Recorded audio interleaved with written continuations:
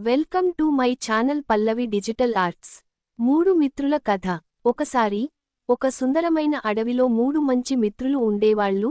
చిలిపి కోతి, చురుకైన పిల్లి, మరియు మెల్లిగా నడిచే నీటి తాబేలు. ఈ ముగ్గురూ ప్రతిరోజూ కలసి ఆడుకుంటూ, పండ్లు పంచుకుంటూ, ఆనందంగా కాలం గడిపేవాళ్లు. ఒకరోజు ఆ అడవిలో భారీ వర్షం కురిసింది.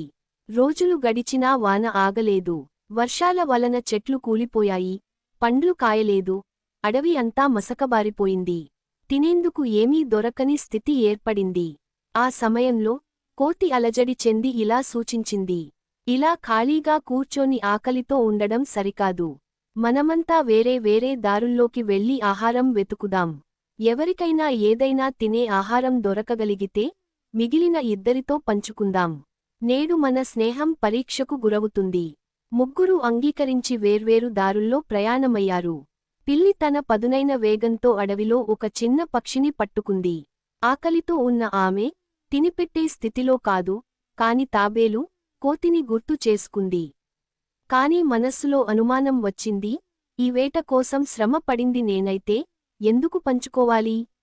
కోతి ఎగిరి ఎగిరి చెట్ల మీదికి చేరి కొన్ని చక్కెర కలప పండ్లను తెచ్చింది. వాటి రుచి మధురంగా ఉండేది. ఆమె తాబేలు గురించి కూడా ఆలోచించింది. కాని వెంటనే అనుకుంది: ఇది నా శ్రమ ఫలితం. ఎందుకు పంచాలి? నీటి తాబేలు మడుగు చెరువుల వద్ద ఎంతో శ్రమపడి ఆహారం వెతికాడు. కాని ఎక్కడా ఏమీ దొరకలేదు. చివరికి అలసిపోయి ఖాళీ చేతులతోనే తిరిగొచ్చాడు. అయినా గుండె మాత్రం గర్వంగా ఉంది: నాకు ఏదీ దొరకకపోయినా నా స్నేహితులు మాత్రం ఖచ్చితంగా పంచుకుంటారని నమ్మకంతో ఉంది. ముగ్గురూ తిరిగి తమ ప్రదేశానికి వచ్చారు. పిల్లి తన పక్షిని చూపించింది. కోతి తన పండ్లను ఉంచింది. తాబేలు మాత్రం చేతులు ఖాళీగా ఉంచాడు. పిల్లి మొహం మారింది: ఇది నేను పట్టుకున్న వేట. ఇది నా శ్రమ ఫలితం. నేను పంచుకోలేను. కోతి కూడా తడబాటుగా చెప్పింది: నేను చాలా కష్టపడ్డాను. నేను పంచుకోలేను.